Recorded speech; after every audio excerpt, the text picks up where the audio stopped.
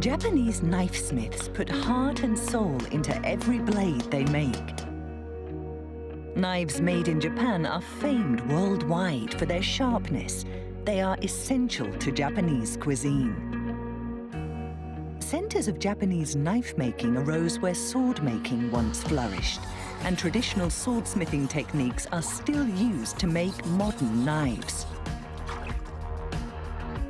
One connoisseur of the cutting edge of Japanese knives is Canadian Bjorn Heiberg. Heiberg is not a knife maker himself. Rather, he owns cutlery stores where he sells the finest knives made by the most skilled smiths. Today, we will meet Bjorn Heiberg.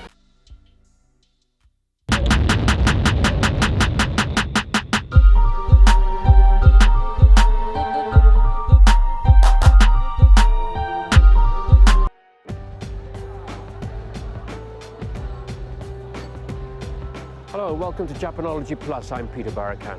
Today we present another of our Japanophile profiles.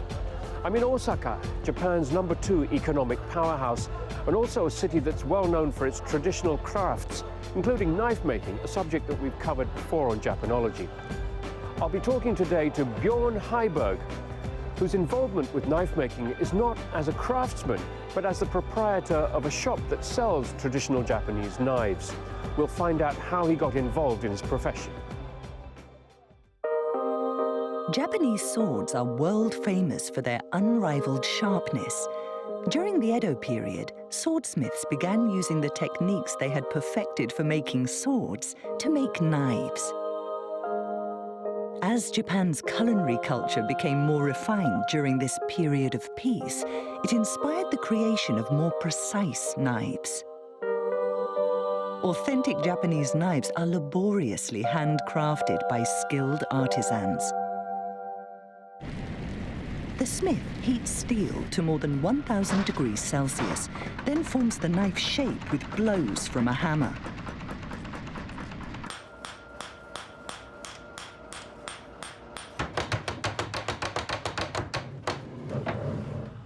The hammered shape is quenched in cold water. Then it is set aside. Later, it will be passed to another artisan who will sharpen it. In order to create the ultimate cutting edge, the sharpener will grind the blade repeatedly. This process is what gives the knife a mirror finish that testifies to its sharpness.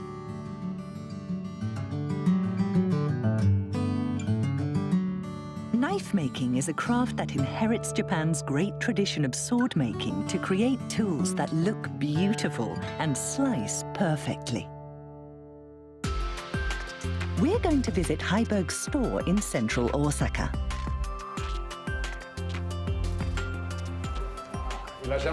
Hello, nice to meet you. Welcome. I'm sure you must get asked this all the time, but I kind of didn't expect to see somebody like you running a shop like this. Oh, well, I get that quite often, yes. People are surprised. They say that you don't look Japanese. I'm not. So these are all local knives, are they? Everything that we carry is made in Japan, and what you see here is all made in Osaka and Sakai. The single bevel knives, the deba knife for filleting the fish, taking the head off and the meat off the bones for the fish, and the sashimi knives for cutting it into bite sizes. Okay. And then there's the usuba knife, which is the vegetable knife. Those three knives are really the core of Japanese cuisine, and those all originated in Sakai here in Osaka. And then you have all kind of different sizes for each type of knife as well. There are different sizes and variations depending on what you want to do with it. If you're slicing out a puffer fish, you need a very, very thin puffer fish slicer for cutting that poisonous puffer fish so thin that you can see through it. You want to mince up the eel bones in the sea eel, you have a specific knife for that. They say the Japanese chef, the better he is, the more knives he'll have. A very, very specific tool for a very specific purpose. Right, and I can see you have a whole bunch of different kinds of knives. We have lots of different knives, in total probably about 400 and something on display at once usually. Okay. Do you cook at all? I'm afraid I don't know. No? Well, let me... I do help my wife out with a little preparation once in a while. One of the easiest way of understanding what a difference it makes to have a good Japanese kitchen knife is to actually cut up vegetables. And All right. for that, have some carrots and tomatoes there for you to look at. Okay. So, when you use a dull knife or a dull peeler, when you are cutting up, peeling there, the surface is really quite rough.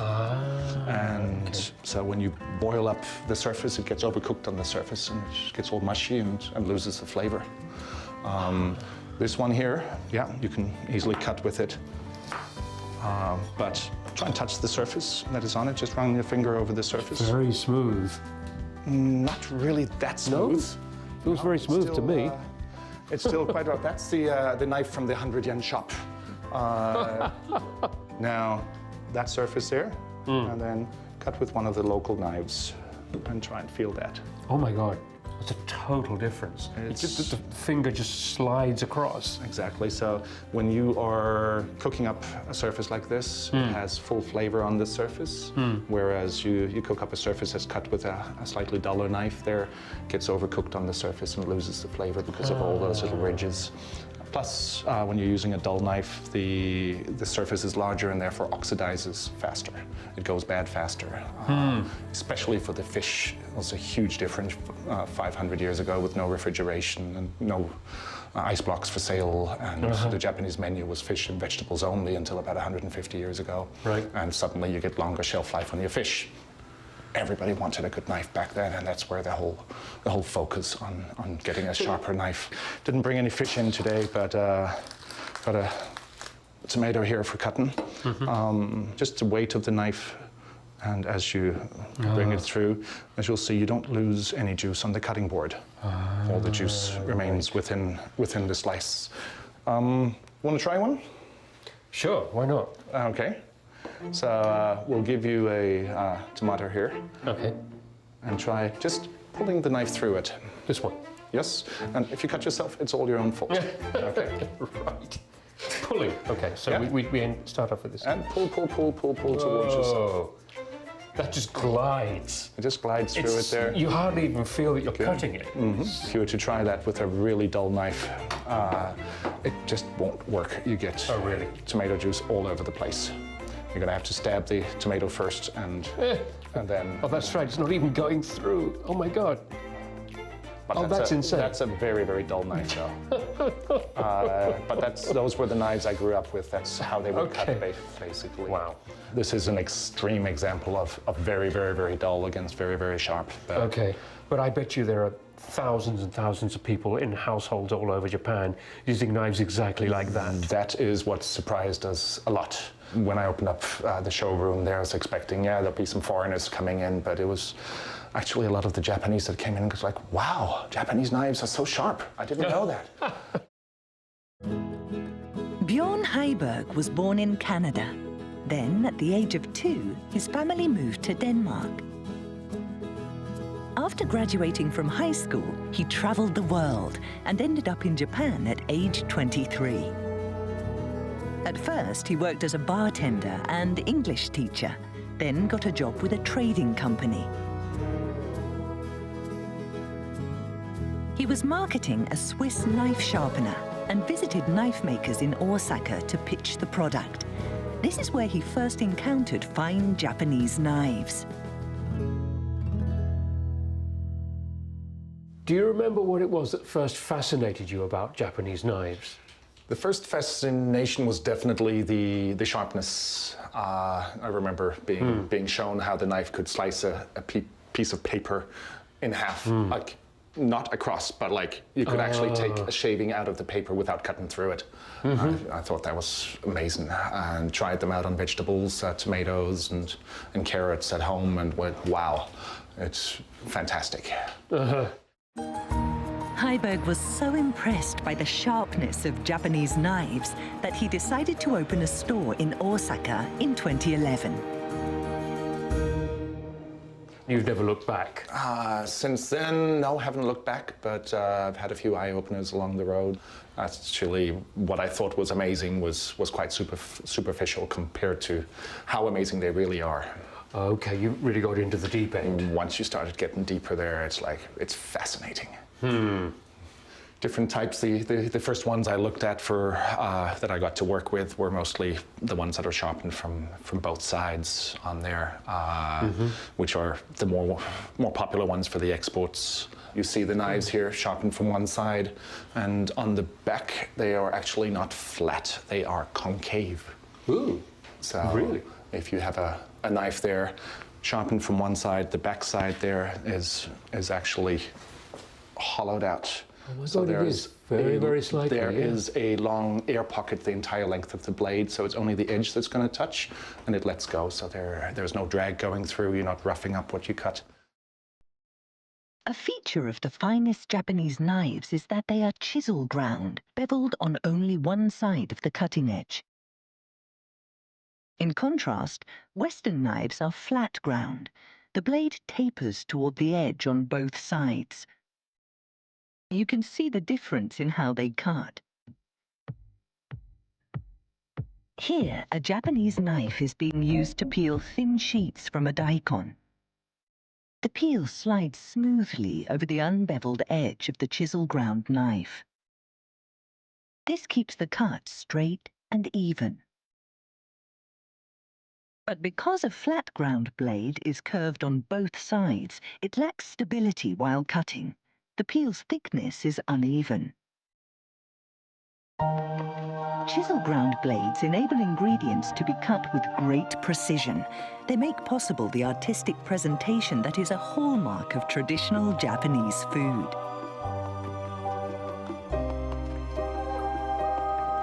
We asked the chef at a leading Osaka restaurant to demonstrate how the properties of a Japanese knife facilitate the preparation of the best Japanese cuisine. It's the sharpness. If sharpness is what you want, no blade in the world is better than a Japanese one. They're simply the best. The taste of the food will reflect how sharp the knife is.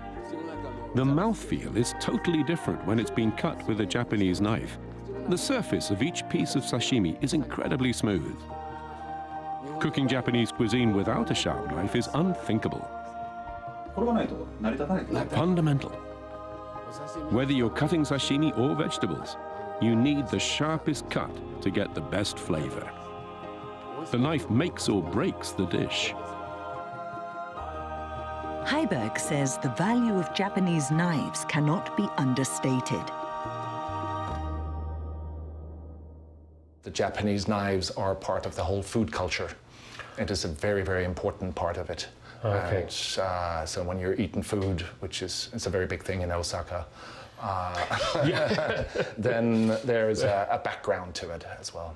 And the knives are really, in my opinion, the most important tool in the Japanese kitchen. You've got some over here which have these very interesting, I don't know, what would you call these patterns on them? The patterns that are on there, they call them Damascus patterns. The old Damascus steel that in the Middle Ages that came out of somewhere in the Middle East. Beautiful patterns there. Oh, the iron ore. But this one here is a very high level of carbon content in the core, and then you have multiple layers on the sides. Oh, that's why you get the kind of wave effect. What brings out the waves, yes. Wow, that's really quite distinctive, isn't it? Usually it's something like this will have 8 layers on it, 8 to 16 layers in there. If you are looking at a knife like this one, it is just 2 layers. One layer for cutting, and then there's 1 layer supporting it. Okay. So the cutting layer, very high carbon content, takes a fantastic edge, keeps it for a long time, but it's a little bit brittle and difficult to work with. So by adding a softer iron on the side, it gives strength to it and makes it a lot easier to hammer out. So you have all these exquisitely well-made knives, and they're all handmade, of course. I'm assuming they're not exactly inexpensive. Inexpensive, no. Okay. If you are looking for a very, very nice professional level sashimi knife, you would be paying 82,000 Japanese yen or somewhere around that for, but that's top end really. So that's for professional use? Yes, and for a chef using that 8 hours a day for several years. That's not expensive at all. I don't consider that expensive. Dotonbori is Osaka's leading nightlife district, packed with bars and restaurants. Heiberg shop is located not far from here.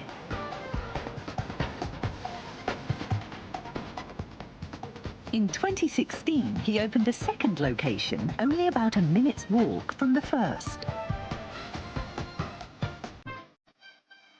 Just around the corner here.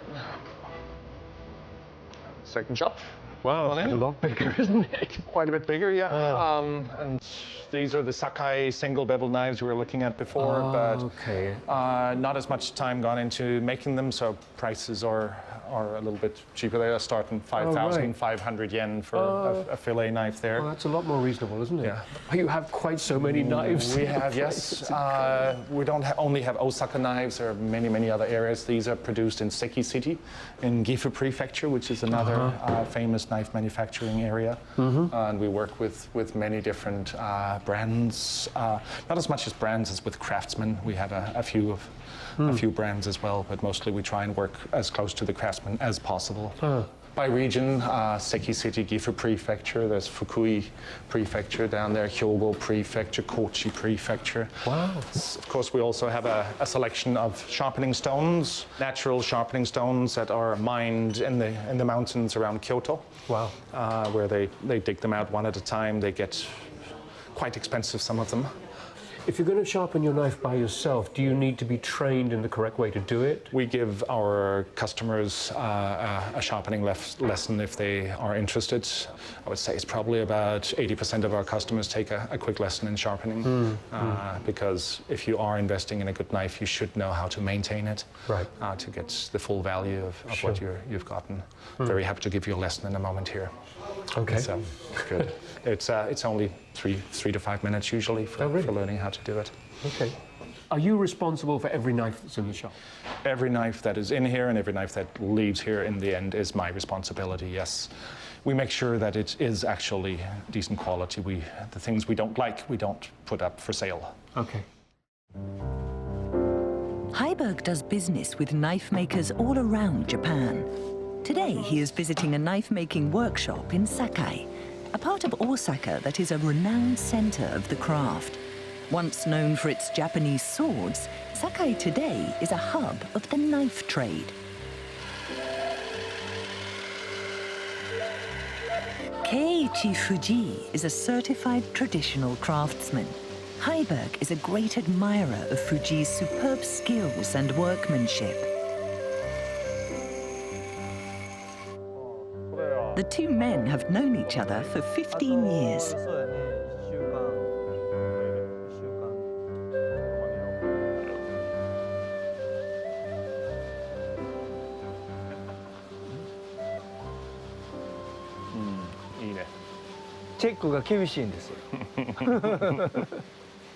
それはもうお客さんのもう結構厳しいお客さんが多いから本当に一本一本でお客さん見てくれるからそこでもうやっぱり間に入ってたら大丈夫かどうか先にも藤井さんの場合は大丈夫ですけどMr. Fuji is an excellent craftsman, but he's just as much an artist. Mr. Fuji spends a lot of time on every single piece. When you watch him work, he'll stand as he's making them, as he's grinding them. He's constantly checking to make sure that the thickness is correct. He's constantly checking to make sure the shape is correct. His knives have excellent balance and are absolutely beautiful to look at. So yes, very happy with them. And what's this in the back? In the back here, we have a bit of a workshop in the back here. We've set up not just for repairs, but also so that the craftsmen that come in can actually work on the stones and perform what they're usually doing when they're grinding and polishing. Today is Mr. Fuji from Sakai is visiting. Customers enjoy watching how the knives are actually made. We can't do the forging process because it's a little bit too noisy for the neighbors, but we have a fully functional grinding setup here. Will it be all right if I have a quick word with your craftsman, Mr. Fuji? Yeah, I think it would be okay. Usually it's restricted area, but we'll let you through. Thank you. Staff only. Okay, thank you. Konnichiwa. はい、こんにちは。 Peter Barakan と申します。はい、よろしく。 How long have you been working with Bjorn here? At this location? Since last year. So the existence of this shop has actually made quite a difference to your life. Yes. I get to see for myself the delight that customers take in the knives I make. This is the first time I've ever worked with people watching me.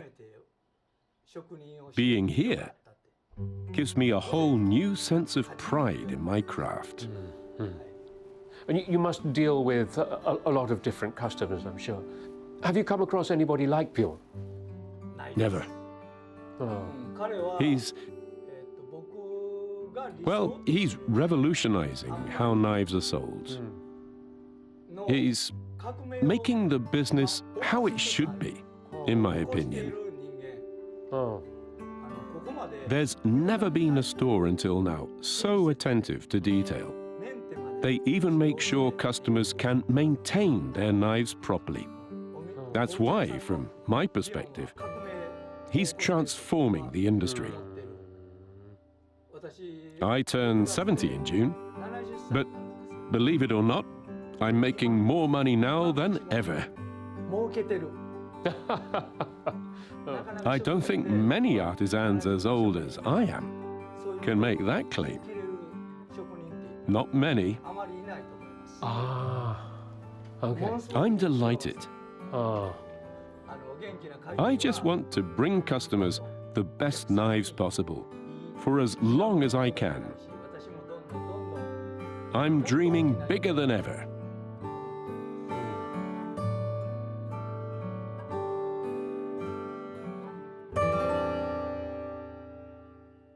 I was talking to Mr. Fuji about his relationship with you, and I'd like to get it from your end as well. How do you see your relationship, not just with him, but with your other craftsmen that you deal with? Our job is really an extension of what they're doing. Right. So yes, the craftsmen are part of, consider us to be part of the team for explaining the knives, explaining the crafts. Whether people want to buy or not buy, that's irrelevant. Our job is to try and get a bit more awareness about the knives, make people understand what a difference it makes to have a good knife, how it changes the flavor of the food. Not only ease of cutting and looking cool, but very, very functional tools that are not getting the recognition they should be getting. For Bjorn Heiberg, actually selling knives is only part of the service. He takes time to explain the features and history of each one.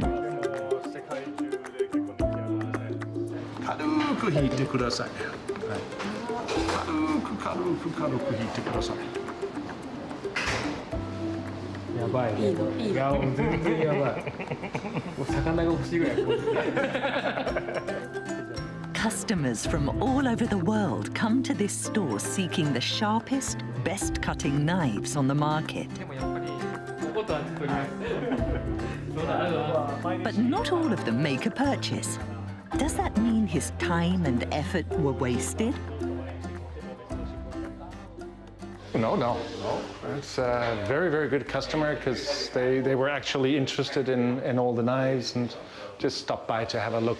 They were not really shopping.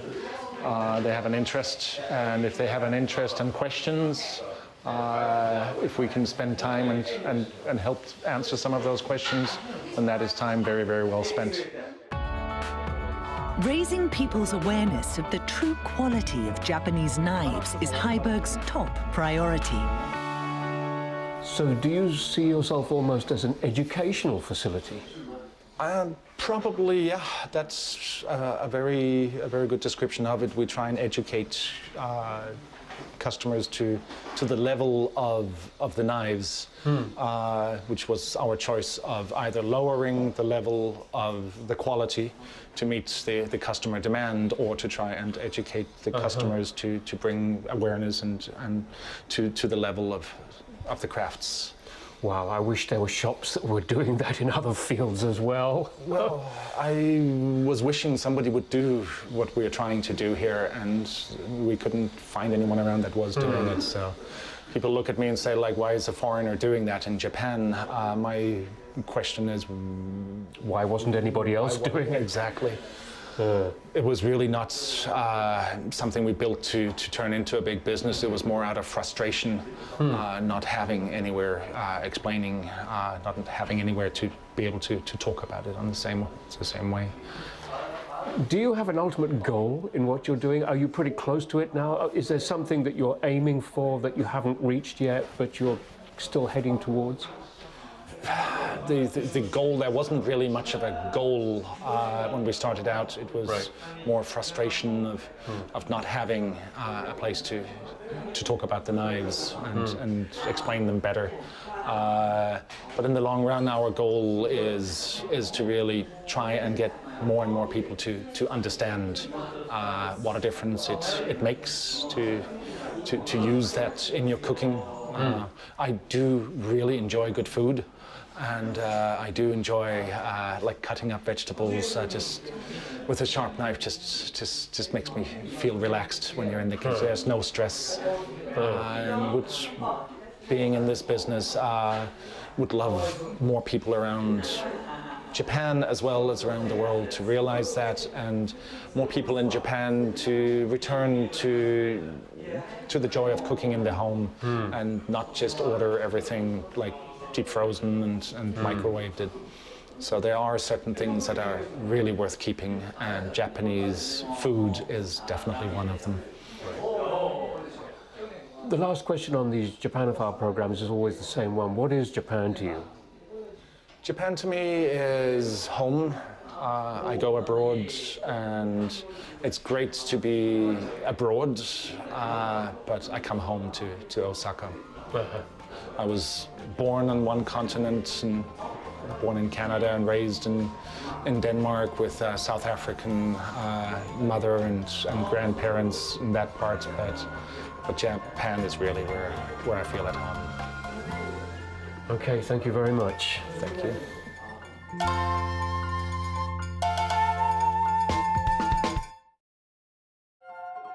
Next time, regional transport crisis. Fewer people are using railways outside urban areas. What effect is this having on a once vital form of transportation?